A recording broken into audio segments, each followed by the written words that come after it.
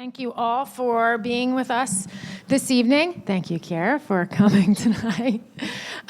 It's nice always to see a lot of friendly faces and then some new faces too. So for those of you that raised your hand and haven't been here before, welcome. Encourage you to walk around and check out the space and hang out with us afterwards and network for a little bit too.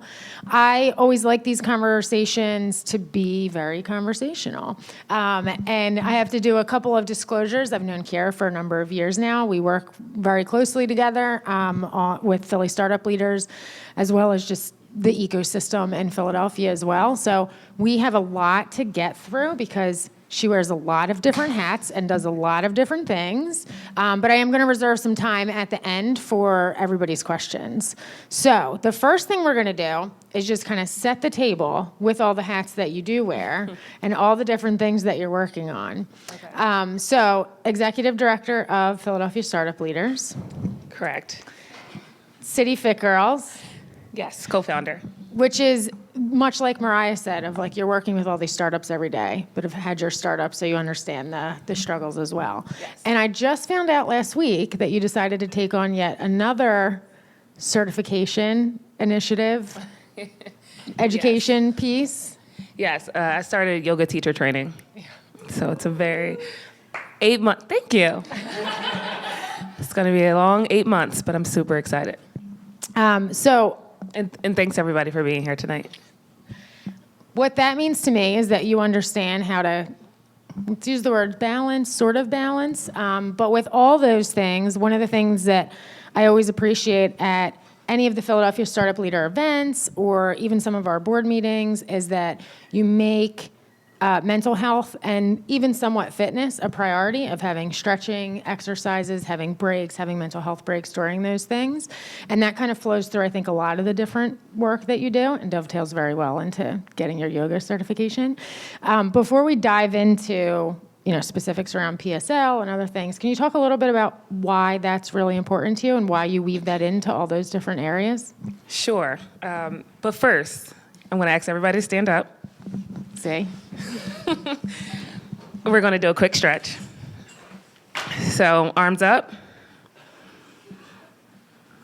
To the right. So you'll go that way. Watch your neighbor. Other side. So you're going to go forward.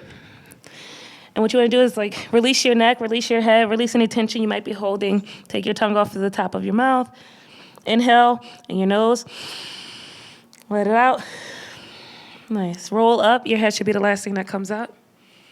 And your shoulders back. Shoulders forward. All right. High five your neighbor.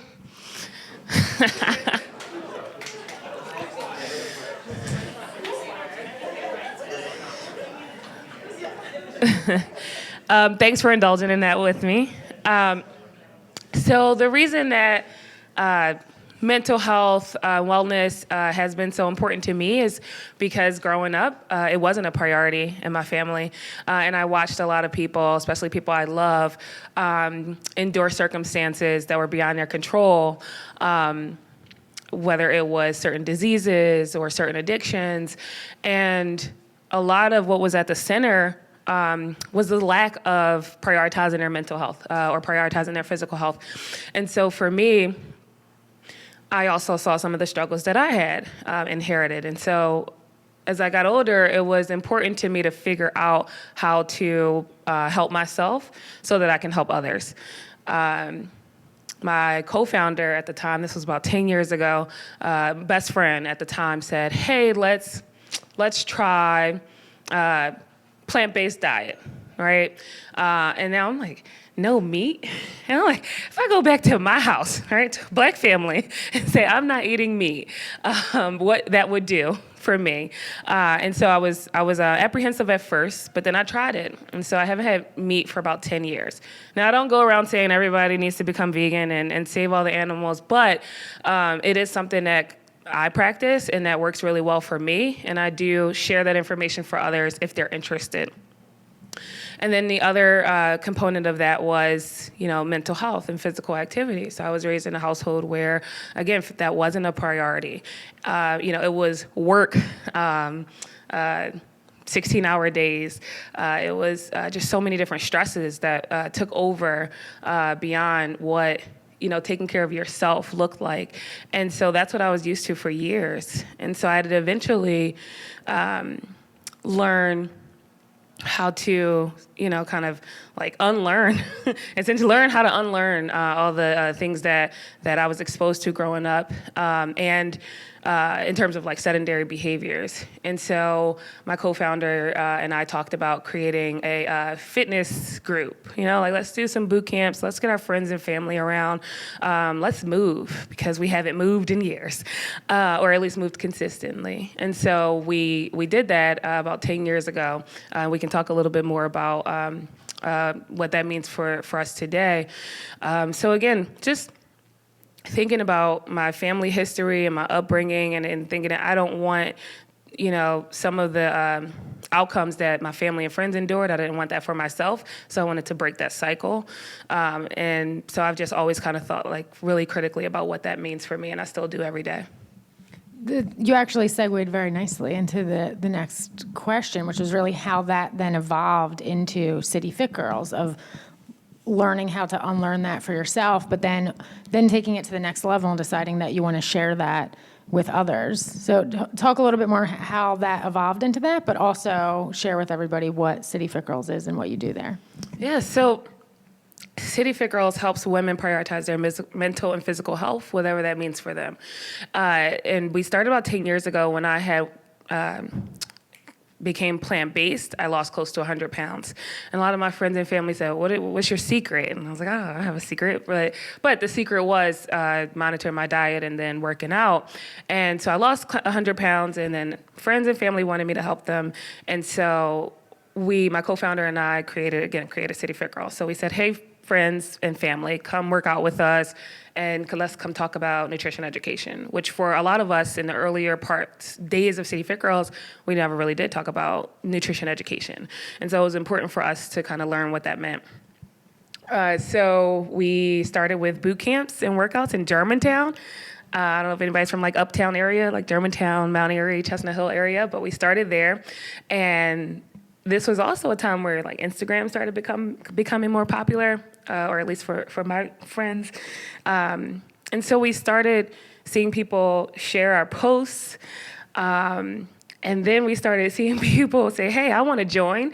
And we were like, okay, cool. And out of nowhere, we had all of these, strangers. We had all of these strangers come work out with us in Germantown. And then we said we wanted it to be a little bit more accessible. And so we moved it to the art museum area. Right? I don't know if you ever like run up the steps or see tourists always run up the steps. We're like, hey, we can use these steps in this area to do our workouts. And it could be accessible because it's parking and a little bit more central. And we moved to the art museum area, and we would get 80 to 100 people every week doing boot camps with us. And then we were doing the boot camps, and it was going fine. And then my co-founder said, let's do a run club. And I said, okay, I don't run. The only time I ran is if I ran from something, not, just for the fun of it. And so one week we launched the run club. And so we had maybe 20 people show up for the first run club. And I was over in our boot camp, leading our boot camp, and they ran past us. And it was this whole big thing. Look, we have this run club and we have these boot camps. And then we kept the run club, and our run clubs meet every week. On Wednesdays from City Hall, and it grew to, again, maybe like 80 to 100 in the summer, and then like maybe 30 to 40 in the winter, every single week. And a lot of the women in the network, they range anywhere between CEOs to law students to educators. They just have so many different backgrounds. And so for us, we said, okay, how do we continue to provide free to low cost activities? And how do we reach as many women as possible? And so that's where we continued the boot camps, we continued the run club, and then we added a weekly newsletter. So every Monday, we send a weekly newsletter, and we share some of our successes and challenges with wellness, and then we share whatever resources are happening around the country around health and wellness. So that's how we built City Fit Girls. We we eventually created like an annual fitness event, a fitness retreat, where, when we released tickets in like May for an August event, we saw about 200 tickets in like 2 days.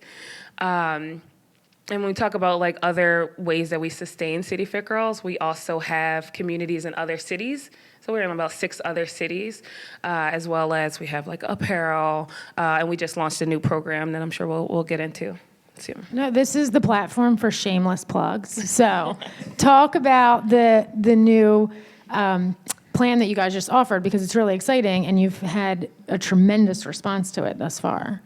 Yeah, so we just launched a platform. It's called City Fit Girls Strength Club, right? So we have our run club, we have our boot camps, our fit retreat. So this is called City Fit Girls Strength Club. And so what we wanted to do is say, hey, we know that sometimes you go to the gym, kind of like, I don't really know what to do, or there's so much here, I don't really know what to prioritize. We also know that sometimes you can't get to the gym, right? Maybe you're super busy, there's so many things in your way. So we created this product where for $10 a month, we send you workouts three times a week, and then you also get access to a community to help you and motivate you. So a lot of times what we also try to make sure we do is say, listen, the fitness industry is going to tell you need to look this way, you need to do it this way, let's say butts and legs this day and arms and shoulders this day. And we said, listen, we want to help kind of make this as less complicated as possible for you. And we set a goal this month for 50 subscribers, and we're at 45 in 2 days.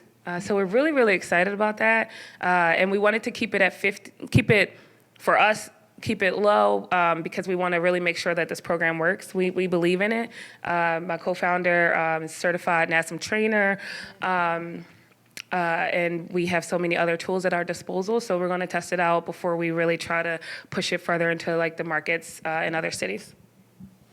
What I love about that, hearing the journey through that process, is that it's evolved over time and you've adapted to what your customers want. And a lot of times as an entrepreneur, especially an early entrepreneur, you see all these successes and people think about them being overnight, but you started City Fit Girls 10 years ago to get to the point that it's at today and have a tremendous following and are in 6 cities. So I think that's a really important story to share with everybody. But there was a personal journey in there for you too, because you'd mentioned that when the running club started, you weren't a runner, but now you are an accomplished runner who has done lots of road races and triathlons. Can you talk about how your fitness journey personally kind of evolved during that process as well? Yeah, could you raise your hand if you're a runner? Okay, so all 6 of y'all. So yeah, when my friend asked me, hey, do you want to do this run club? And I said no, but she didn't listen. I eventually joined the run club, and over time, I actually signed up for my first half marathon. It was the Philadelphia half marathon, and completed it. And I was like, oh, this is kind of cool. I don't know, runners are crazy, but I was like, oh, this is actually really cool. And so I don't know, I kind of got obsessed with it. I think that's what a lot of us do. So I ended up doing a handful of half marathons.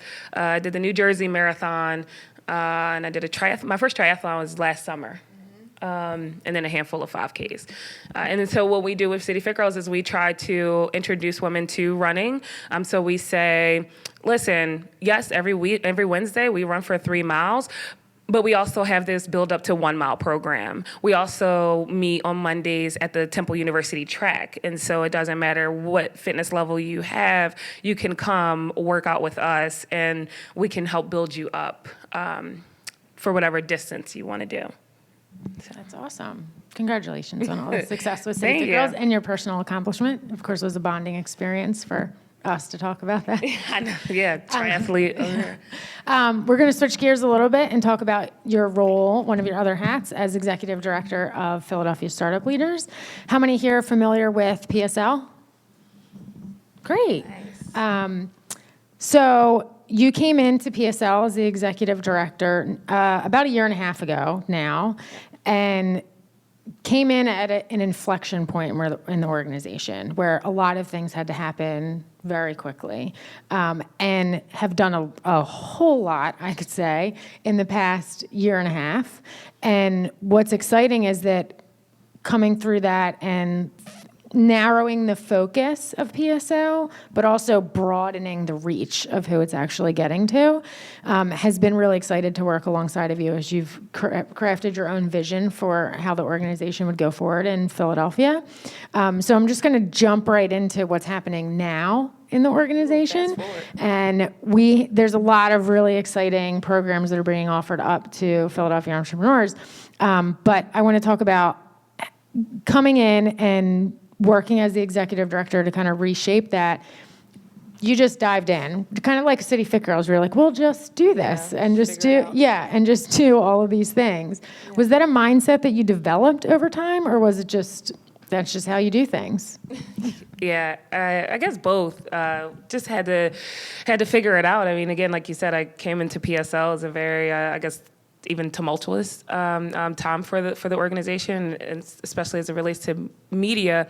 And interestingly enough, when I joined, I had friends and advisors say, are you sure you want to go over there? I had people questioning it, and for me. And I said this before. I was like, I think when some people would say like there's a fire, run away from it. I was more interested in running towards it. And then you get there and you're like, this is not as bad as people made it out to be. And then I eventually learned that it's absolutely the best decision I made in a very long time. So I came really quickly. I came to PSL from Indigo Bike Share. I was a part of the launch team of the blue bikes you see riding around the city. Doing like marketing, communications, diversity, equity, and inclusion work for Philly, and then some of the other programs in 4 other cities. And at the time, a couple years ago, I said, I wonder if Lyft and Uber are going to get in the bike share game. And I literally had bike share experts at that time laugh at me. And I'm just like, okay, maybe they know what they're talking about. And like I left that thought alone. And then last year, Lyft acquired the largest bike share operator in this country for like $250 million. So I was like, oh, I'm getting out of here. Well, it's like 2 years ago. I was like, there's something happening in the tech industry that the bike share industry and a lot of other industries are just not privy to. So I was excited by the energy, the curiosity, the willingness to take risks and to figure it out and as you go. And that's kind of how I operate in general. And so that's what really attracted me to PSL. And so when I get here, did a community survey and said, listen, I need to understand how this community views this organization and get the feedback. And one thing that really stuck out to me most was there was a large percentage that said, I need a clear understanding of what Philly Startup Leaders does. Like, I know you guys do these events. I know you have these programs, but there's just a lot happening and I'm not sure how to best use your services. And so that stuck out to me the most to try to solve. And so what we did was we went from like offering, 10, 15 events and activities to 3, maybe 5, but 3. And for us, it was extremely important to look at everything that we were doing and say, like, listen, does this help us reach our mission of helping current and future founders succeed in this city? Does it help us work towards our short-term and long-term goals? What about our capacity? Can we do all these things? So we had to have some hard conversations and make some hard decisions to get to where we are today. And so where we are today, so that all of you know, right, is we have 2 signature events. It's one in the spring, one in the fall. The one in the spring is called Entrepreneur Expo. It's the largest tech trade show during Philly Tech Week, right? So it's early May. 100 startups showcasing their products and their offerings to over about 1,000, 1,500 attendees. And then in the fall, we have what's called Founder Factory. Founder Factory is a 2-day a day and a half conference. So the first night, we have our dinner where we're talking about diversity, equity, inclusion, company culture, right? For some of you who've been around, you may have heard it as called, the dinner called Diversity Dinner, and then seat at the table. And so we've put it part of Founder Factory. And then the next day, we have our long day conference where we bring in local and national startup leaders to talk about all the things that matter to startup founders, really. We try to cover as many topics as possible. 2 signature events. And then Tickets on sale now for tickets Founder are on Factory. sale. Oh my gosh, yes. And then we have our educational program. It's called Founded in Philly. So if you've been around, you know we've always had an accelerator, and we've catered to MVP stage startups. And so we looked at our, alumni. We've looked at some of the pilot programs that we've done, such as Founders 101. And we said to ourselves, listen, we have been catering to the MVP stage, and we will continue to do that. And there is a need for that. But we are missing those folks who just have ideas and don't know where to go to flesh them out, or to make sure that they can pursue this entrepreneurial journey as well. And so for Founded in Philly, we expanded to not just serve MVP stage, but also idea stage entrepreneurs. So if you were to go to our website now, what you'll see is we have 2 series under Founded in Philly. So the series 1 for your idea stage entrepreneurs, you can currently be working at a corporation or a startup. And again, you could be sitting on $1 million, billion dollar idea. We want to hear it. And we want to see if we can make it work with you. We want to connect you to people who can potentially help you with that. And that's between February to April, and we're going to offer you an opportunity to demo at Entrepreneur Expo so that you can get your feet wet. And whatever other opportunities we make up, because that's what we like to do. Let's help you as things go. And then the second series for the MVP stage, that'll be next fall. So those applications open next summer. And again, we're going to focus on where are you with your product? Where are you with your storytelling and your pitch? Where are you with fundraising? Where are you with sustainability? And so that's next fall. And so we have the 2 signature events, and then our biggest educational program. And then we have 2 other really important, maybe 2, Jacqueline will correct me if it's more than 2, but we have our Start, Stay, Grow University, right? So students, we want them involved in PSL as well. Of course, they're studying, they may not have that much time, but what we want to do is say, listen, join the PSL network so that when you do go look for internships, right? When you do graduate, that you know that there's a supportive startup community here for you. And you don't have to say, let me go to Boston or let me go to the West Coast because I don't know what's in my backyard. And then we also have 1 Million Cups. And that's with the Kauffman Foundation. And we host that on a monthly basis. And it just provides a platform for founders to present. They don't want us to say pitch, but it's kind of like a pitch. But we have 2 founders who present and allow a room like this to be able to give them really good feedback or ask really good questions.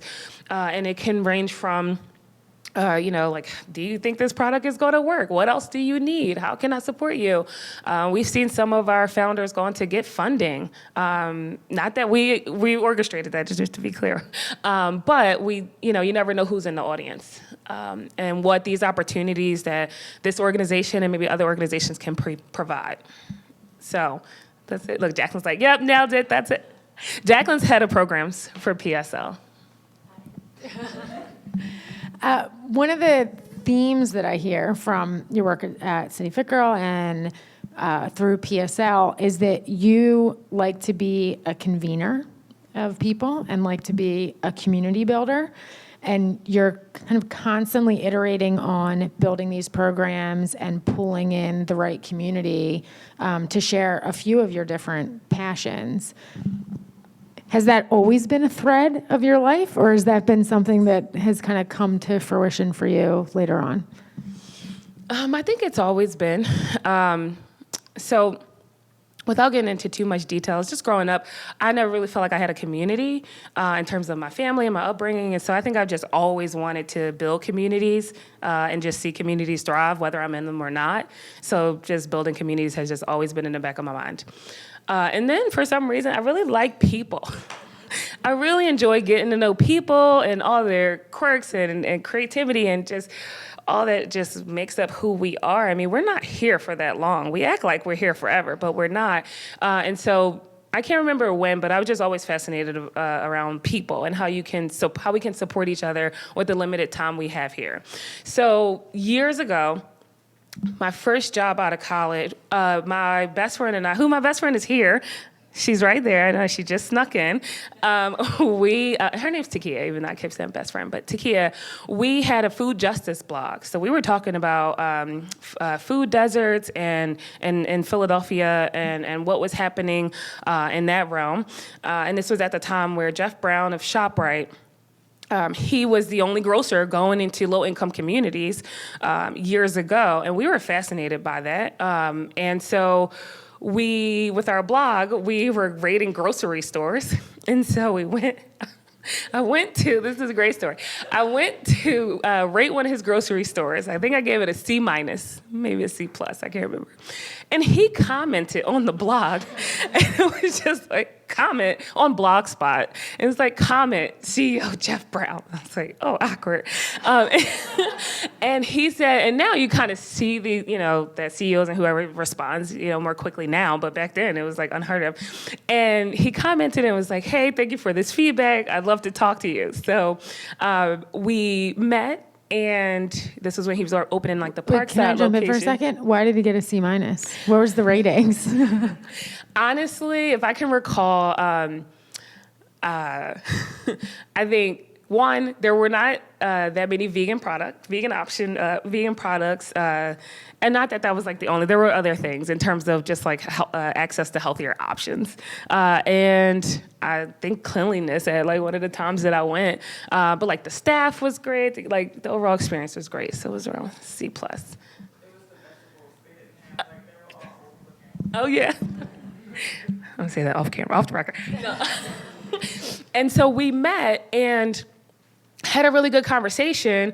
And, here this CEO, and I'm just like kind of fresh out of college, and we just having this great conversation. One thing led to another, and I got employed at ShopRite in human resources, while also kind of letting him know when there was time for some good vegan products to hit the shelf. And I'm sharing this because I was so appreciative that a CEO took time to write on my blog and then to meet with me. And around that time, I just said to myself, it doesn't matter what your title is or how long you've been doing anything. It's all about how you treat people. And so I've always just operated like that. In any room, in any negotiation or anything, I care more about how you treat people than your title.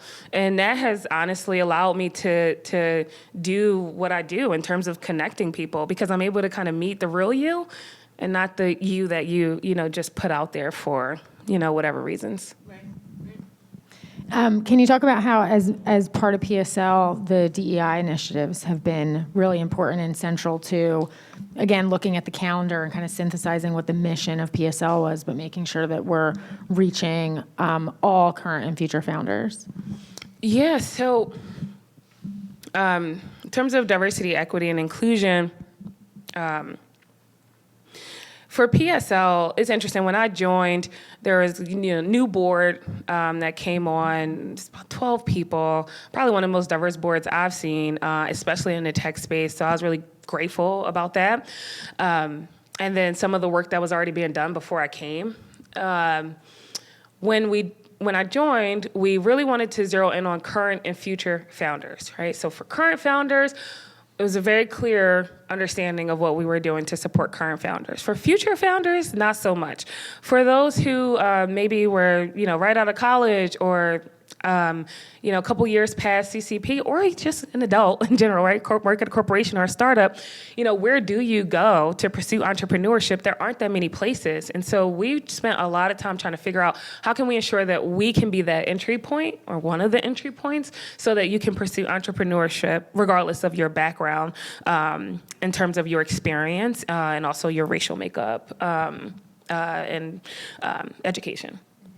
So a couple of things we did was one, we piloted Founders 101. And so this was just a 3-day, and I think we had like 100 people apply, close to 100 people apply. It was a 3-day program. It was like, is your idea worth pursuing? Failure, some failures are inevitable. Here's what happens. Here's what you need to keep in mind when that happens. And then one more, see, look. Thanks, Jack. And then we also covered storytelling, because there are some founders who have great products but bad pitches and bad marketing. And so we wanted to just kind of have those conversations up front with these potential founders. And we just learned so much about what they need or what they don't need, and how we can best support them. So piloting Founders 101 was definitely a great opportunity for us in terms of future founders. We also implemented a scholarship. So although we try to keep our activities free to low cost, we have scholarships available for socially and economically disadvantaged people who may not be able to afford some of our offerings.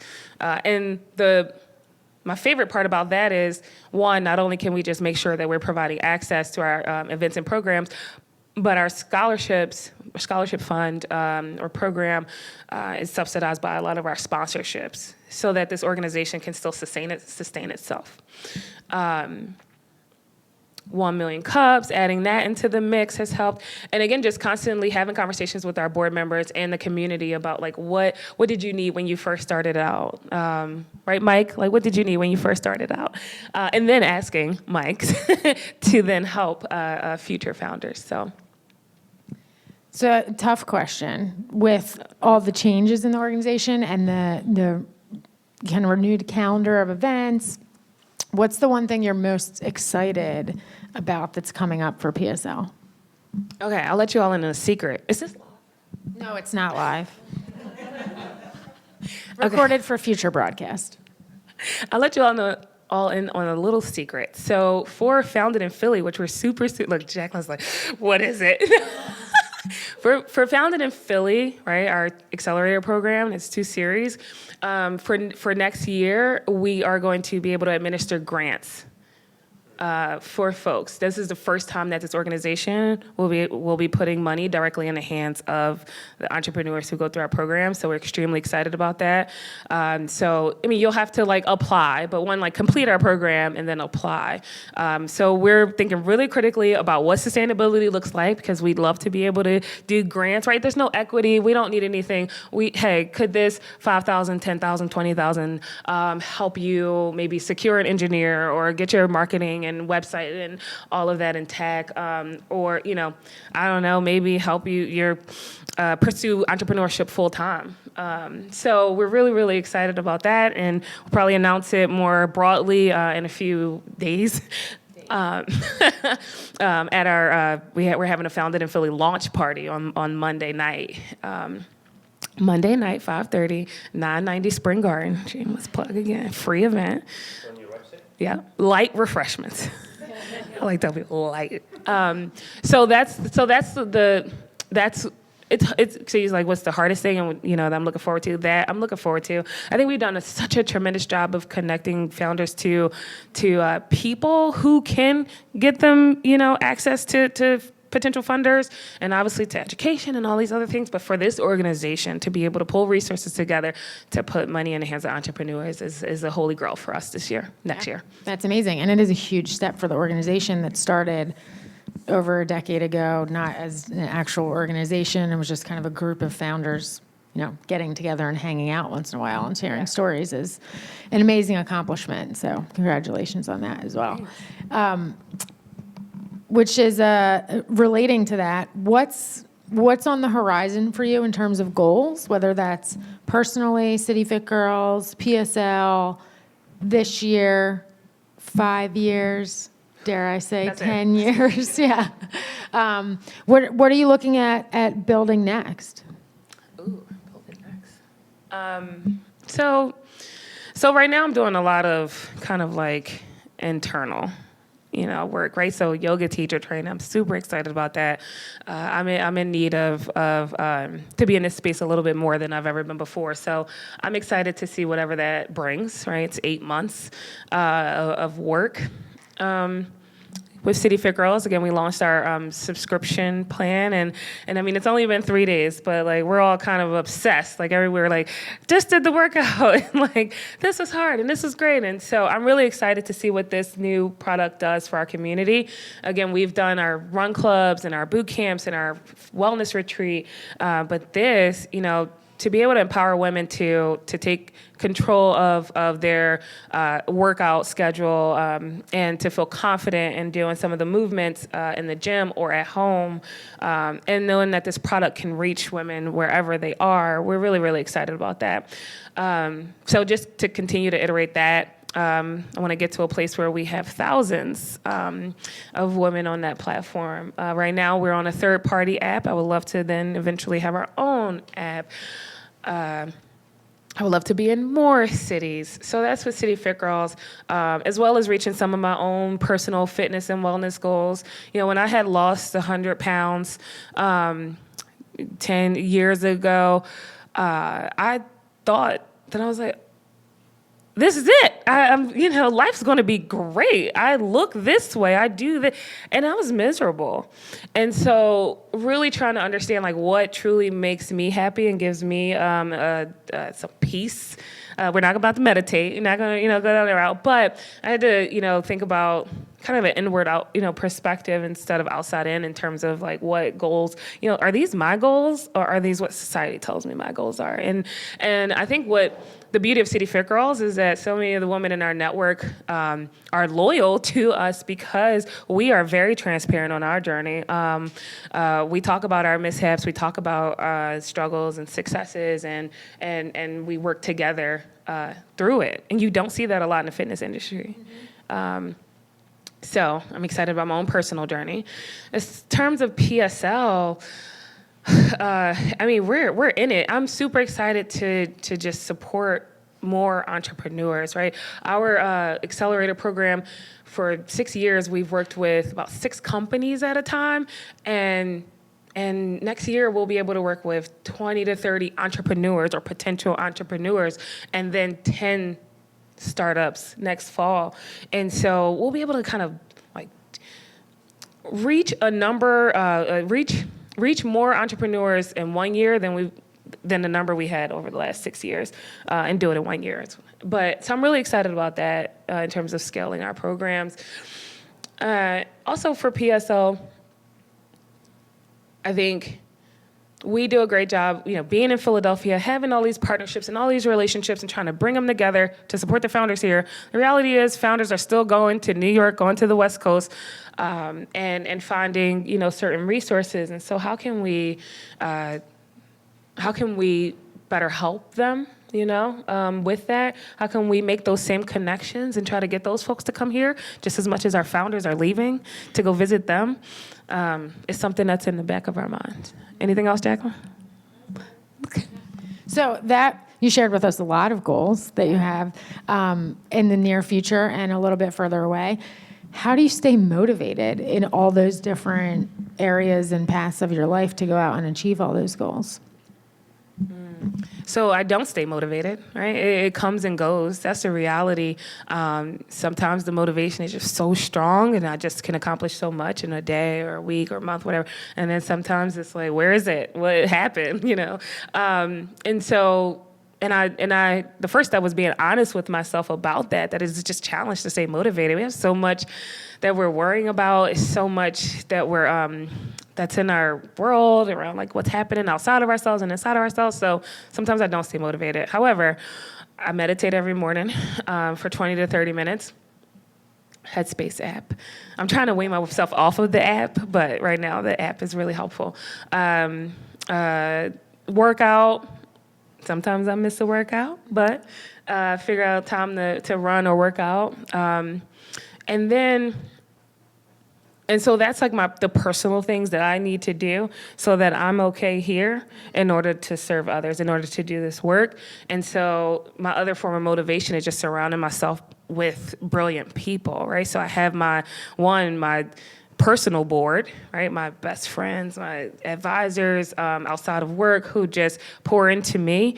Sometimes when I don't want to hear it, they're like, "You need to get it together," or they just check in on me to make sure I'm okay. And then the PSL board and the PSL staff, and then the founders that we work with. It is energizing to be around so much talent, brilliance. So that kind of fills my cup to help motivate me again, over and over. I appreciate your honesty in that answer, because a lot of times people jump into in any setting of what motivates you, and you're like, I do this and I drink 12 cups of coffee a day and this is how I run. But instead of just saying, well, I'm not always like that, is raw and transparent. So I thank you for sharing that in that way. We are just about the time where we're going to open it up to questions for everybody. I'm going to hand the mic off to Mariah, and she can kind of jump around the audience for anybody that has questions.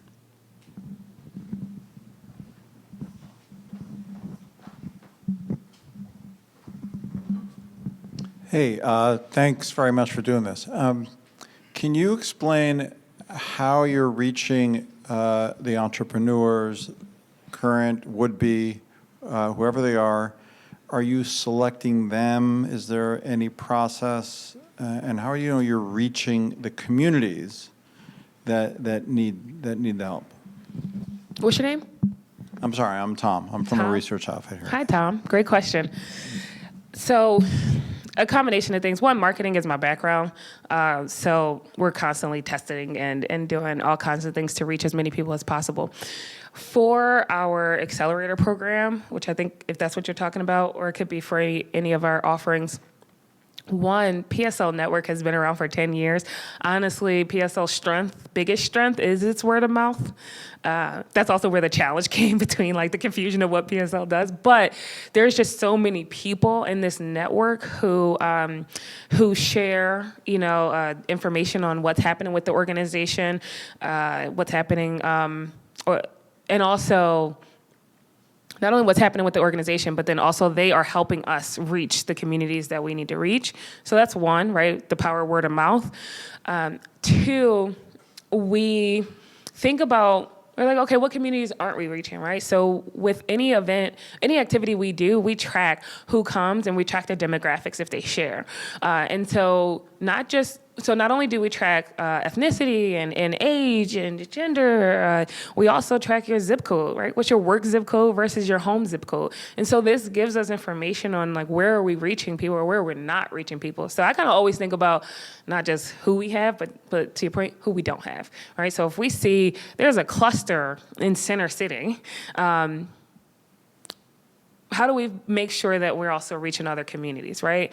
And just to add to that, the cluster of Center City is unique because it's a big transportation hub, right? So if we wanted to reach different, like Winfield and West Philly and Germantown and all these other communities, there's a big transportation hub. However, we're also thinking really critically of how we bring resources out, right? Instead of people just coming in.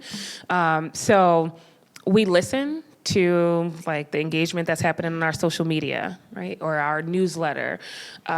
We are very accessible. People email us all day, every day.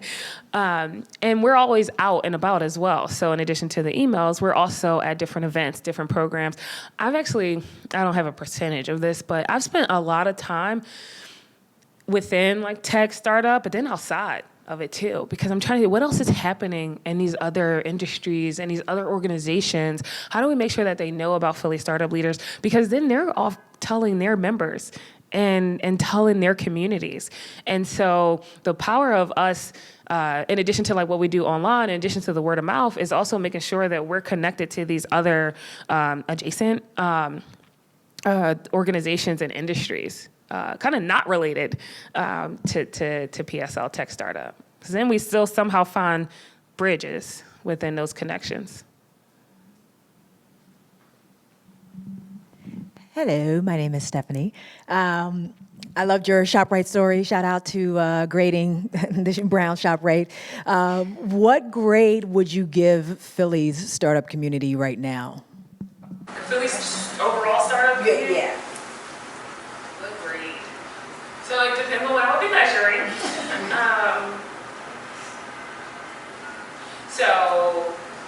So that's a wide question. So it's tricky because if we talk about how would I grade the resources that are available for founders? That's a very different grade than like the founders, you know, who think of the community and the companies that they're building and the talent that they're attracting. So I can't give one. So resources and community. Okay. All right. Now we have it. So in terms of the resources that are available, I mean, I would give it a C. In terms of the resources that are available that truly make sure that all kinds of people have access to their resources, I'd give it C minus. It's even below that, right? Because sometimes we see that the resources are there, but then they're not reaching, you know, but as many groups as possible to ensure that so many people take advantage of them. So that's still a disadvantage, right? So sure, we have these resources, but are all of our founders truly be able to benefit from that? In terms of our ecosystem and our founders, I mean, it's tricky, right? B minus comes to mind, and here's why. I think that we as a city and we as an ecosystem, we really need to figure out a way to know who's here, who's building products, what do they need, how can we support them. I mean, we know a lot of people because they come to our programs, or a founder might, you know, connect us. But I know that there's so many more people that we're not reaching, that we need to reach. I don't know the solution for that, but I would like to see a cohesive strategy around like our startup ecosystem with all the ecosystem players. What a creative question. I would think on that. It'll be like 2 in the morning. Oh!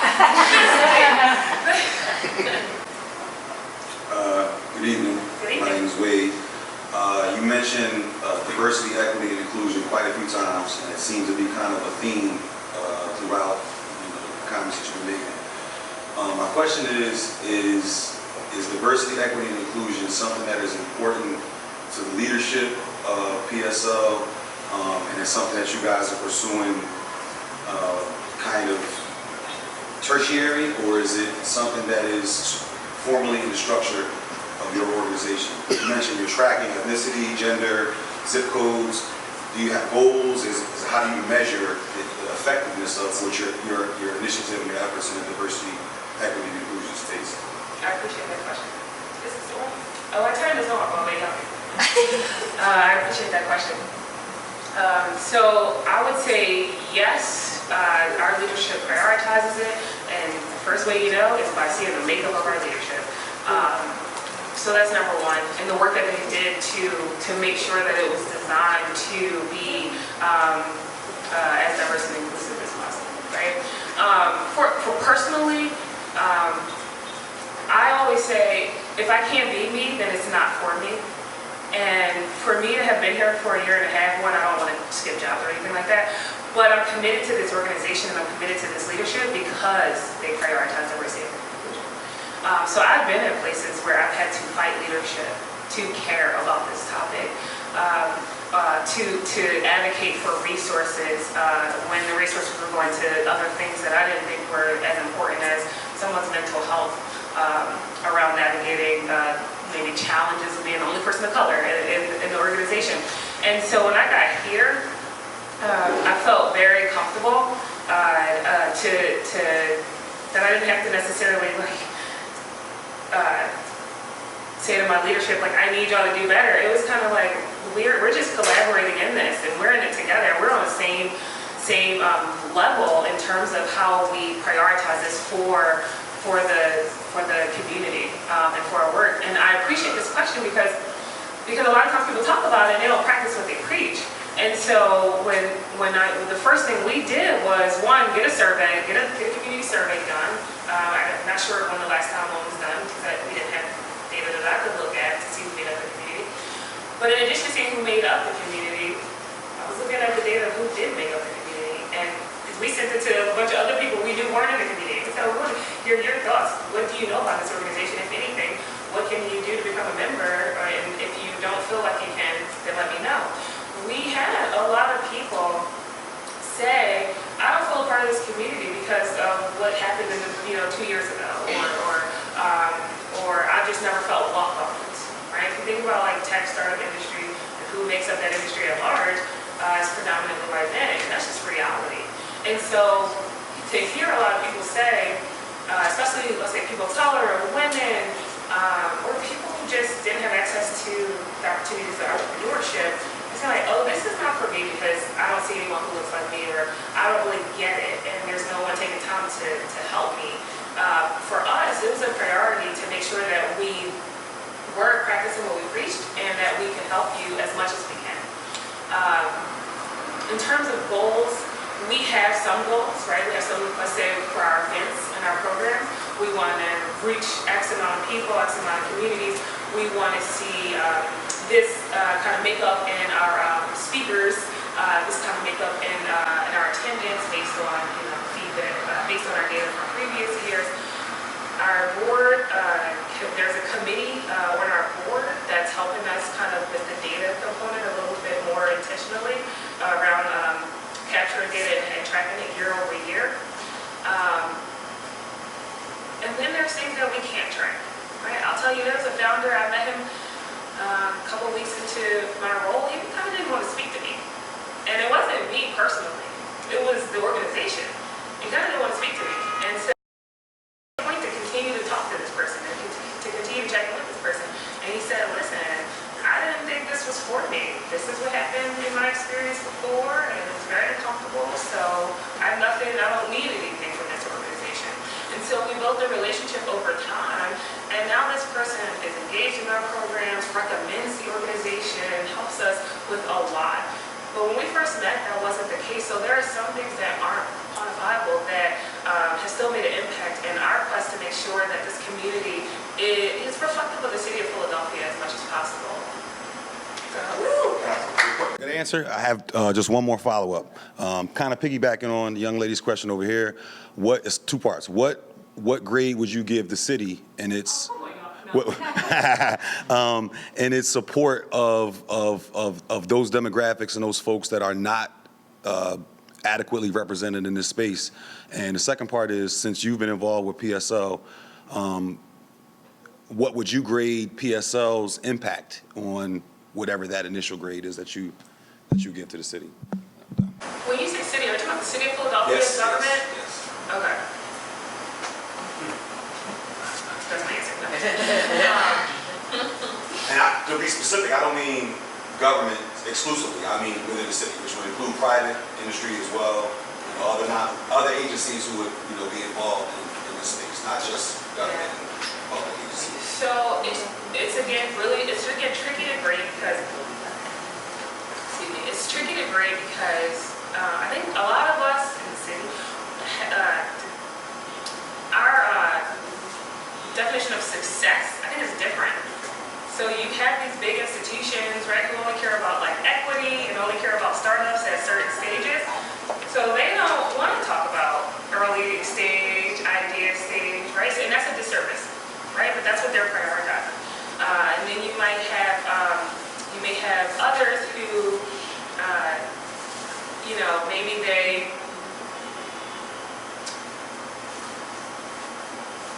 maybe they have never really met, been involved in like the tech startup space, so they don't have anything at all. They're like, well, what about poverty? What about our school system? So then like the conversation is diverted. And so it's a challenge to give a grade because I think there's just so many problems and so many solutions. And I think it's just hard for us to come up with something that can truly help us say like, yes, the city is pushing like tech startup forward in a way that we all can feel it. So that's what comes to mind for me in terms of like the city. For when I worked at Indigo Bike Share, we received a $3 million grant to make sure that bike share systems were in all neighborhoods, well, more neighborhoods now, but like not just in center city. We had one group who focused on what our revenue is going to hurt if we, subsidize this program, and it just makes more sense to have like bike share on every corner in center city because people are going to ride it than in Cecil B. Moore or in Kensington because no one's going to ride it. And I watched being in like the marketing and the community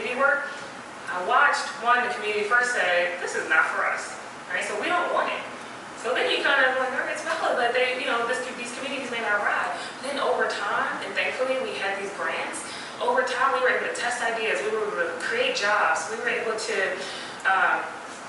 host programs, learn to ride programs, right? Things that just didn't need to happen in Center City, but definitely needed to happen in Kensington and Allegheny. So we met people where they were in terms of access. And then you started seeing an increase in people riding their bikes and people liking the bikes, right? And so then there was this other group who said that's success, right? So no, it's not a money driver for the program, but we're making an impact on people's lives, quality of life. So it's tricky to give like one grade for the city because again, different goals and different ways of getting things done, getting things accomplished and what success looks like. And your other one was? PSL. Yeah. So from the past year and a half or forever? I'll say since you've been involved with the organization. No. Great. So. You can be great at the first one, but I'm gonna let you slide. So, Yeah, I'll have great. What happens when you don't get great? Is it like, no, you have to have great.